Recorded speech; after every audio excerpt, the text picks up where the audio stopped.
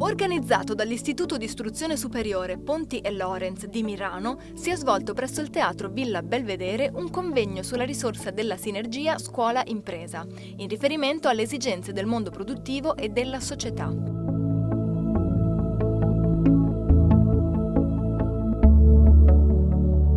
Il noto istituto professionale, che forma giovani e ragazze nei settori dell'industria, artigianato, agricoltura e ambiente, ha voluto promuovere un'occasione di incontro con autorità regionali, con i rappresentanti del settore produttivo e di enti istituzionali. Ci sono state delle risposte o quantomeno indirizzi per un'analisi seria all'interno del mondo della scuola e del professionale, proprio per quanto concerne il futuro assetto, il profilo e l'aspetto proprio culturale formativo del professionale, così come dovrà definirsi di qui al 2010 con la conferenza Stato-Regioni e con i nuovi ordinamenti. Fin quando continuerà a esistere la gerarchizzazione delle intelligenze, fin quando l'istituto professionale continuerà a essere considerato il parente povero dell'istruzione, fin quando continua a esserci questo distacco del sapere dal lavoro, dall'attività pratica, è ovvio che si perpetuerà questa situazione e quindi è importante che invece ci si renda conto che noi siamo votati a portare i giovani per l'inserimento in un lavoro e dobbiamo dare fondate speranze perché questo lavoro possano trovarlo. Questo è un convegno importantissimo perché mette a confronto il mondo della scuola e le imprese. E in più con la partecipazione attiva di molti giovani. È un segnale molto importante che si dà in un momento di crisi profonda anche per quanto riguarda la nostra realtà del milanese. Si è fatto il punto sul nuovo ruolo che ha la scuola per la cultura e il lavoro, alla luce dei cambiamenti legislativi in materia di istruzione professionale e delle nuove esigenze del mondo del lavoro, in un momento di crisi come l'attuale. E quindi la necessità della scuola professionale di adeguare i programmi di studio, di potersi dotare di attrezzature all'avanguardia e preparare i giovani in sintonia con le moderne esigenze delle aziende. Penso che il futuro si deciderà soprattutto sulla definizione di nuovi reti tra il sistema della scuola in generale e il sistema delle imprese.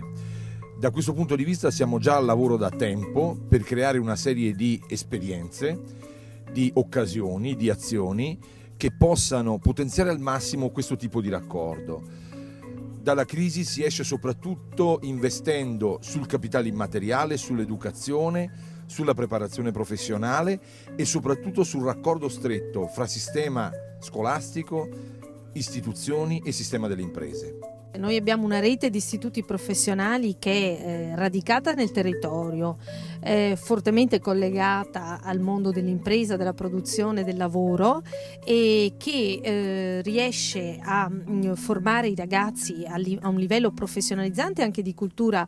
generale, direi soddisfacente, soprattutto se compariamo gli esiti anche delle indagini internazionali dei nostri ragazzi rispetto agli istituti professionali e anche tecnici della restante parte del paese, una rete ineliminabile che ha anche delle metodologie didattiche che costituiscono un modello anche per gli altri ordini di scuola. Dopo i saluti del sindaco di Milano, Roberto Cappelletto, che è anche docente universitario, ci sono stati interventi di rappresentanti della provincia di Venezia, di Confindustria, Confartigianato, Coldiretti, della Confederazione Italiana Agricoltura e della Regione del Veneto.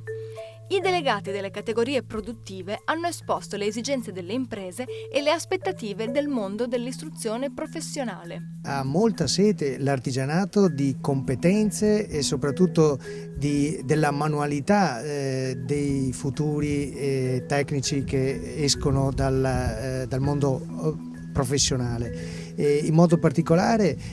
di persone che ritornino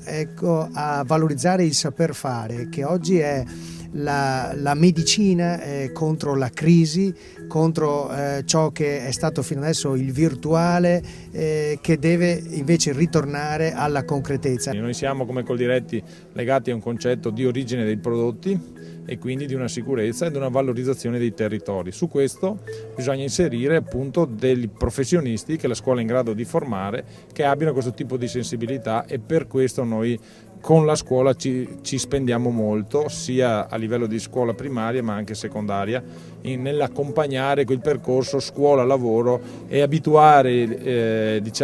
chi si sta formando, oltre che alla teoria, anche alla pratica.